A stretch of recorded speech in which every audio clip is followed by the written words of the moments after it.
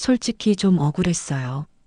제 친구들은 모두 취업해서 안정적인 직장을 가지고 있는데 저는 면접날에 어려움에 처한 할아버지를 도와주다가 옷도 더러워지고 면접에도 늦고 나중엔 불합격 통보를 받았죠. 너무 슬펐어요. 하지만 만약 그 할아버지를 그냥 지나쳤다면 제 마음은 편치 않았을 거예요. 그러던 어느 날 제가 면접에 지원했던 곳에서 연락이 왔어요. 통화 내용을 듣고는 깜짝 놀랐어요. 그럴 리가 없는데? 제 이야기가 궁금하지 않으신가요? 사필귀정이라는 말이 있죠? 진실되고 올바른 행동은 언젠가 반드시 인정받는다는 말이요. 오늘의 이야기는 이 사자성어에 딱 어울리는 이야기인 것 같아요. 오늘 이야기 들으시기 전 구독과 좋아요 눌러주시고 여러분의 생각을 댓글로 남겨주세요. 윤서연은 거울 앞에서 이리저리 몸을 돌려보며 자신의 모습을 점검했습니다. 블라우스 깃 아래로 살짝 보이는 목걸이는 빌려온 것처럼 어색했지만 어쩔 수 없었어요. 오늘은 서연의 인생에서 가장 중요한 날이었으니까요. 전국병원 접수실 수습 직원 면접 세 번째 도전이었습니다. 이번에는 꼭 붙어야 해. 서연은 작은 소리로 중얼거리며 목걸이를 조금 더 안쪽으로 집어넣었어요. 검은색 정장은 대학 동기인 지연에게 빌린 것이었죠. 지연은 취업한 지 2년이 넘어 이제 이런 기본 정장은 안 입는다며 흔쾌히 빌려주었습니다. 물론 서연의 사정을 잘 알고 있었기에 더욱 그랬을 거예요. 구두는 어제 온라인 중고장터에서 겨우 구한 것이었습니다. 몇 번 신은 듯 했지만 그래도 면접장에서 흠잡을 데 없어 보일 정도로 깨끗했죠. 발 뒤꿈치가 약간 불편했지만 이 정도쯤이야 참을 수 있었습니다. 1시 면접, 늦지 않게 출발해야 해. 서연은 시계를 확인하고 핸드백을 챙겼어요. 거울 앞에서 마지막으로 한 번 더 미소를 연습했습니다. 입꼬리를 올리고 눈을 약간 접는 모습. 수십 번 연습한 표정이었죠. 첫 인상이 중요하다고 했으니까요. 작은 원룸에서 나와 버스 정류장으로 향하는 동안 서연의 머릿속은 온통 면접 질문들로 가득 차 있었습니다. 왜 우리 병원인가요? 본인의 장점은 무엇인가요? 모두 예상 질문이었고 모두 완벽하게 준비해둔 답변이 있었어요. 서연은 자신도 모르게 걸음을 재촉했습니다. 생활비를 벌기 위해 카페에서 아르바이트를 하는 동안에도 이력서를 쓰며 밤을 지새우는 동안에도 그녀의 마음속에는 단 하나의 목표가 있었죠. 안정적인 직장, 그리고 엄마에게 당당하게 보여줄 수 있는 미래였습니다. 버스는 다행히 정시에 도착했어요. 서연은 창가 자리에 앉아 다시 한번 면접 질문들을 마음속으로 되뇌었습니다. 전국병원은 지역에서 규모가 크고 평판이 좋은 종합병원이었죠. 경쟁률도 높았지만 그만큼 근무 환경과 복지가 좋다는 이야기를 들었습니다. 이번엔 붙어야 해. 몇 번째 중얼거리는지도 모를 다짐을 하며 서연은 병원이 보이는 정류장에서 내렸어요. 맨 처음 면접 때는 정문으로 들어갔지만 지난번 면접관이 알려준 팁대로 이번에는 후문으로 향했습니다. 직원들이 주로 이용하는 입구였죠. 면접은 본관 3층이지만 후문을 통하면 조금 더 빨리 도착할 수 있었습니다. 여유 있게 도착하려 했지만 시계를 보니 생각보다 시간이 많이 흘러 있었어요. 서연은 걸음을 조금 더 빨리 했습니다. 이번이 세 번째 도전이었죠. 두 번의 실패 후 이번에는 꼭 합격해야 했습니다. 그래서 그날 아침 서연은 처음으로 빌린 정장을 입고 절실한 마음으로 병원 후문을 향해 걸어갔어요. 병원 후문으로 향하는 인도는 아침 햇살이 비치는데도 사람들의 발걸음이 분주했습니다. 서연은 면접 시간을 확인하며 조금 더 걸음을 서둘렀어요. 멀리서 청소 리어카를 밀고 있는 노인의 모습이 보였습니다. 흰 머리에 구부정한 허리, 병원 청소부 복장을 한 채 리어카를 힘겹게 밀고 있었죠. 서연이 노인을 지나치려는 그 순간이었어요. 갑자기 노인의 발이 작은 돌부리에 걸려 비틀거렸습니다. 순간 균형을 잃은 노인은 리어카를 붙잡으려 했지만 오히려 리어카가 기울어지며 그 안의 물건들이 바닥으로 쏟아졌어요. 물걸레, 쓰레기 봉투, 세제통, 청소용구들이 인도 바닥에 뒤엉켰습니다. 아이고. 노인의 작은 한숨이 들렸지만 주변을 지나가던 사람들은 대부분 그 상황을 외면했어요. 어떤 사람들은 잠깐 시선을 주었다가 바쁜 걸음을 재촉했고 어떤 이들은 아예 처음부터 보지 못한 척했습니다. 쏟아진 세제통에서는 액체가 조금씩 흘러나와 인도를 적시고 있었죠. 서연은 순간 시계를 바라보았습니다. 아직 면접까지 15분이 남아 있었어요. 잠시 망설였지만 그녀의 발걸음은 자연스럽게 노인을 향해 움직였습니다. 괜찮으세요?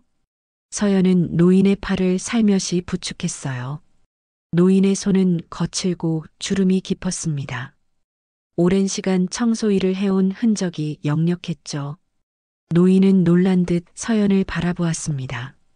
아가씨, 면접 늦겠는데. 얼른 가요. 노인은 서연의 정장 차림을 보고 금세 그녀가 면접을 보러 온 것을 알아차렸어요. 그런데도 서연의 손은 노인의 팔을 놓지 않았습니다. 괜찮아요. 다친 데는 없으시죠? 서연은 노인의 상태를 확인한 후 바닥에 흩어진 물건들을 모으기 시작했어요. 세제통은 다행히 크게 새지는 않았지만 바닥에는 이미 물기가 번져 있었습니다. 물걸레는 이미 더러워진 채로 인도에 널브러져 있었죠. 아가씨, 그러다 옷 다 망가져요. 나 혼자 할 수 있어요. 노인은 서연의 옷을 걱정하며 말했지만 서연은 이미 쓰레기 봉투를 정리하고 있었습니다.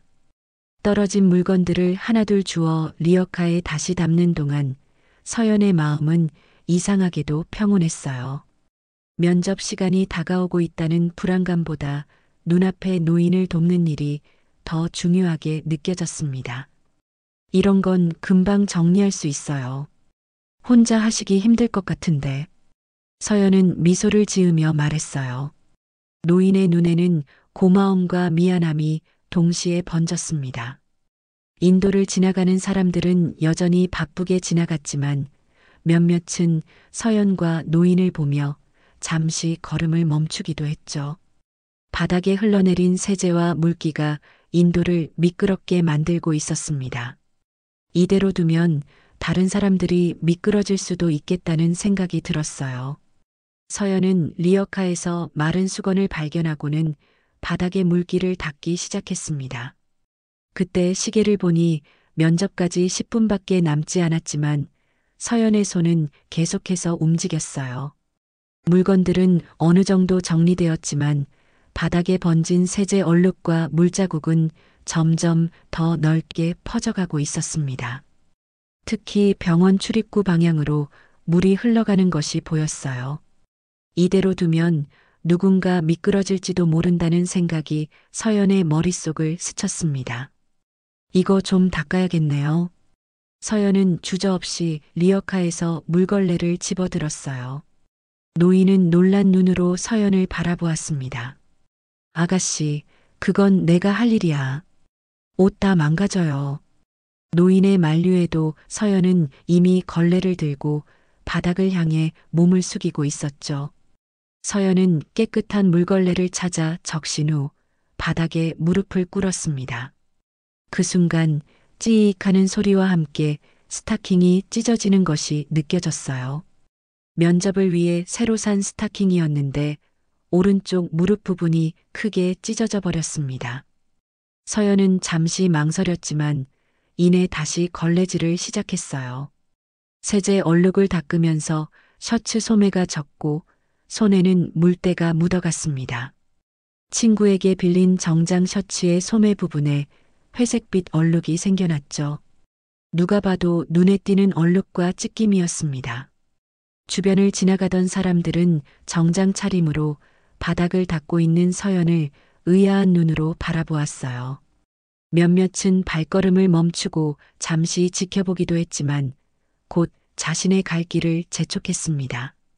노인은 안타까운 표정으로 서연의 손을 잡으려 했어요. 그만해. 너 면접 봐야 한다며. 괜찮아. 내가 할 일이니까. 노인의 목소리에는 미안함과 걱정이 묻어 있었습니다. 하지만 서연은 고개를 저었어요. 시계를 보니 면접까지 15분밖에 남지 않았지만 바닥의 세제 얼룩은 아직 반도 닦이지 않은 상태였습니다. 제가 이걸 안 닦고 가면 다른 분이 미끄러질 수도 있잖아요. 서연은 미소를 지으며 말했죠. 그녀의 손은 계속해서 움직였습니다. 노인은 한숨을 쉬더니 결국 함께 무릎을 꿇고 바닥을 닦기 시작했어요. 둘이서 닦으니 작업은 생각보다 빨리 진행되었습니다. 제 이름은 윤서연입니다. 오늘 접수실 면접 보러 왔어요. 서연은 바닥을 닦으며 자연스럽게 자기 소개를 했습니다. 노인은 잠시 멈칫하더니 고개를 끄덕였어요. 나는 정만수라고 해요. 병원에서 오래 일했지. 노인의 말투에는 어딘지 모를 깊이가 느껴졌습니다. 서연은 그저 나이든 청소부라고만 생각했지만 정만수의 눈빛에는 많은 이야기가 담겨 있는 것 같았어요. 드디어 바닥의 물기와 세제 얼룩이 깨끗이 닦였습니다. 서연은 무릎을 털고 일어났어요. 스타킹은 크게 찢어져 있었고 정장 바지에도 무릎 부분이 젖어 있었습니다. 셔츠 소매의 얼룩은 더 짙어졌고 손에는 물때가 묻어 있었죠. 면접 잘 봐요, 서연 아가씨. 미안하고 고마워요. 정만수는 진심 어린 목소리로 말했습니다. 서연은 미소를 지으며 고개를 끄덕였어요. 시계를 보니 면접까지 아직 10분이 남아 있었습니다. 바닥을 닦은 후 서연은 서둘러 택시를 부르기 위해 핸드폰을 꺼냈습니다. 아직 면접까지 10분이 남아 있었지만 이 상태로는 병원 본관까지 걸어갈 수 없었어요. 정만수는 고맙다는 인사를 여러 번 하며 리어카를 끌고 서서히 자리를 떠났습니다. 서연이 택시 앱을 켜려는 순간 병원 입구 근처에서 멍하니 서 있는 할머니가 눈에 들어왔어요. 나이가 지긋한 할머니는 주위를 두리번거리며 불안한 표정을 짓고 있었습니다. 옆을 지나가는 간호사들은 바쁜 발걸음으로 할머니를 그냥 지나쳤죠. 서연은 잠시 망설였습니다. 택시를 부르고 면접을 준비해야 했지만 할머니의 불안한 표정이 마음에 걸렸어요. 결국 서연은 핸드폰을 주머니에 넣고 할머니에게 다가갔습니다. 할머니, 어디 가시려던 거예요? 할머니는 놀란 듯 서연을 바라보았어요. 주름진 눈가에 안도의 빛이 어렸습니다. 내가 어딜 가던 중이었지. 기억이 안 나네. 할머니의 목소리는 떨리고 있었습니다. 서연은 할머니의 팔을 조심스럽게 잡아드렸어요. 안쪽에 안내 데스크가 있어요. 거기서 도움을 받으실 수 있을 거예요. 제가 모셔다 드릴게요. 서연은 할머니와 함께 천천히 걸었습니다.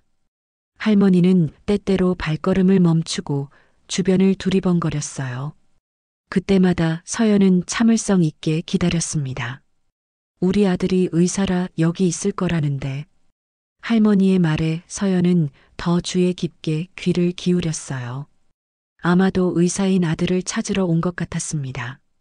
안내 데스크까지 가는 짧은 시간 동안 서연은 할머니의 이야기를 들어주었죠. 할머니의 손자 이야기, 예전에 살던 동네 이야기, 좋아하는 음식 이야기. 때로는 같은 말을 반복하기도 했지만 서연은 끝까지 미소를 잃지 않았습니다. 안내 데스크에 도착했을 때 마침 출근 중이던 간호사와 마주쳤어요. 이 할머니께서 의사인 아드님을 찾고 계세요. 혹시 도와주실 수 있을까요? 서연은 상황을 설명했고 간호사는 친절하게 고개를 끄덕였습니다. 할머니는 서연의 손을 잡으며 감사의 말을 전했어요. 정말 고마워요, 따님. 당신 같은 사람이 병원에 있으면 참 좋겠네. 서연은 할머니의 손을 한 번 더 꼭 잡아드리고 급히 병원 밖으로 나갔습니다. 택시를 잡고 본관으로 향하는 동안 시계는 이미 면접 시간 5분 전을 가리키고 있었어요. 병원 본관 면접실 앞에 도착했을 때는 이미 마감 1분 전이었습니다. 서연은 숨을 고르며 자신의 모습을 확인했어요. 무릎 부분의 스타킹은 크게 찢어져 있었고 셔츠 소매에는 회색빛 얼룩이 선명했습니다. 손에는 물때가 묻어 있었고 몇 번을 문질러도 지워지지 않았죠. 심호흡을 한 번 하고 면접실 문을 두드렸습니다. 안에서 들어오세요라는 목소리가 들렸어요. 서연은 최대한 당당한 표정을 지으며 문을 열었습니다. 면접실 안에는 3명의 면접관이 앉아 있었어요. 그리고 이미 다른 지원자가 1명 자리에 앉아 있었습니다. 완벽한 정장 차림의 단정한 머리, 서연과 같은 포지션에 지원한 최다빈이었죠. 다빈은 서연의 모습을 보고 살짝 눈을 크게 뜨더니 곧 입꼬리를 자제하며 시선을 떨어뜨렸습니다. 윤서연 씨, 1분 남겨두고 오셨네요. 중앙에 앉은 면접관이 말했어요. 시계를 힐끗 보는 그의 눈빛에서 불만이 느껴졌습니다. 네, 죄송합니다. 서연은 고개를 숙이며 자리에 앉았습니다. 다빈의 모습과 서연의 모습은 확연한 대조를 이루었어요. 한쪽은 완벽하게 정돈된 모습, 다른 한쪽은 흐트러지고 지저분한 모습이었죠. 첫인상이 병원 이미지입니다. 자신을 점검하고 오셨습니까? 오른쪽 면접관의 질문은 차갑게 느껴졌습니다. 서연은 잠시 입술을 깨물었어요. 그녀는 왜 자신이 이렇게 되었는지 설명할 수도 있었습니다. 청소 노인을 도왔다고 길 잃은 할머니를 안내했다고 말이죠. 하지만 서연은 그저 고개를 숙였습니다. 죄송합니다. 준비가 부족했습니다. 서연의 짧은 사과에 면접관들은 서로 눈빛을 교환했어요. 다빈은 서연을 한 번 더 힐끗 보더니 곧 면접관들을 향해 자신감 있는 미소를 지었습니다. 면접이 끝난 후 서연은 집으로 돌아오는 버스 안에서 내내 창밖만 바라보았습니다. 면접은 생각보다 더 최악이었어요. 자기소개도 제대로 하지 못했고 준비해온 답변들도 긴장한 탓에 횡설수설했습니다. 다빈의 자신감 넘치는 모습과 대조적으로 서연은 자신의 모습이 한없이 초라하게 느껴졌죠. 그래도 후회는 없어. 마음속으로 되뇌었지만 한편으로는 불안감이 가슴을 짓눌렀습니다. 이번이 벌써 3번째 도전이었고 생활비는 점점 빠듯해지고 있었어요. 며칠이 지났습니다. 서연은 카페에서 평소처럼 일하고 있었어요. 핸드폰이 진동하는 것을 느끼고 잠시 휴게실로 나와 확인했습니다. 전국병원 인사팀에서 온 이메일이었죠. 떨리는 마음으로 열어보았지만 예상했던 대로 불합격 통보였습니다. 귀하의 지원에 감사드립니다. 안타깝게도 이번 채용에서는 더 이상 읽지 않고 핸드폰을 내려놓았어요. 갑자기 그날 아침의 기억이 떠올랐습니다. 리어카를 끌던 노인, 쏟아진 물건들, 바닥을 닦던 순간, 그리고 길 잃은 할머니. 퇴근 후 친구들과 약속이 있었습니다. 오랜만에 만난 대학 동기들은 서연의 불합격 소식에 위로를 건넸어요. 다음에 또 지원해봐. 다른 병원도 많잖아. 그러게 서연아. 너무 낙담하지 마. 서연은 미소를 지으며 고개를 끄덕였습니다. 술잔이 몇 번 오가고 대화는 자연스럽게 다른 주제로 넘어갔어요. 그때 지연이 문득 물었습니다. 근데 왜 그렇게 옷이 엉망이었어? 면접 날 아침에 무슨 일 있었어? 서연은 잠시 망설이다 그날 있었던 일을 간략하게 설명했어요. 노인을 도운 일, 바닥을 닦은 일, 할머니를 안내한 일까지. 친구들의 반응은 예상 밖이었습니다. 아니, 면접인데 그냥 지나치지 그랬어? 어차피 병원에서 일하는 것도 아니었잖아. 그런 거 누가 기억해? 착한 일 했다가 세 번째도 떨어졌네. 친구들의 말에 서연은 잠시 말을 잃었어요. 그들의 논리가 틀린 건 아니었습니다. 그날 그냥 지나쳤다면 아마 면접에 무사히 참석했을 테고 결과도 달랐을지 모릅니다. 하지만 서연은 미소를 지으며 천천히 말했어요. 그날 그냥 지나쳤다면 면접은 붙었을지도 모르지만 내 자신은 평생 내 눈을 못 마주쳤을 거야. 친구들은 잠시 침묵했다가 대화 주제를 바꿨습니다. 서연의 말이 너무 진지해서 분위기가 어색해졌기 때문이죠. 하지만 서연의 마음은 이상하게도 평온했습니다. 다음 날 서연은 평소보다 일찍 일어났어요. 창밖으로 보이는 아침 햇살이 유독 밝게 느껴졌습니다. 그녀는 조용히 아침 식사를 하고 평소처럼 카페로 출근했어요. 손님들에게 여전히 친절하게 대했고 실수로 음료를 쏟은 아이를 다그치지 않고 따뜻하게 대했습니다. 점심시간 잠시 휴식을 취하며 서연은 다음 계획을 생각했어요. 또 다른 병원에 지원해 볼까? 아니면 다른 분야에 도전해 볼까? 여러 생각이 머릿속을 맴돌았지만 이상하게도 불안감은 느껴지지 않았습니다. 그저 묵묵히 조용히 하루를 보냈어요. 저녁이 되어 집으로 돌아가는 길 서연은 문득 병원 후문 근처를 지나가게 되었습니다. 그날 아침 노인을 만났던 그 장소였죠. 서연은 잠시 걸음을 멈추고 그곳을 바라보았어요. 후회는 없었습니다. 오히려 그날의 선택이 자신을 더 단단하게 만들어준 것 같았죠. 언젠가는 알아봐줄 사람이 있겠지. 서연은 작게 중얼거리며 걸음을 옮겼습니다. 그녀의 발걸음은 어제보다 조금 더 가벼웠어요. 불합격 통보를 받은 지 이틀이 지난 오후 서연은 평소처럼 카페에서 근무 중이었습니다. 오늘따라 손님이 많아 정신없이 음료를 만들고 있었어요. 라떼 위에 마지막 크림을 올리고 있을 때 매니저가 서연을 불렀습니다. 윤서연 씨, 손님이 찾아왔어요. 서연은 의아한 표정으로 고개를 들었어요. 예상치 못한 방문객이었습니다. 카운터 앞에는 검은색 정장을 단정하게 차려입은 중년 남성이 서 있었죠. 남자는 서연을 보자 고개를 살짝 숙이며 인사했습니다. 윤서연 씨 맞으시죠? 전국병원 인사과 박준혁이라고 합니다. 서연은 당황스러움을 감추지 못했어요.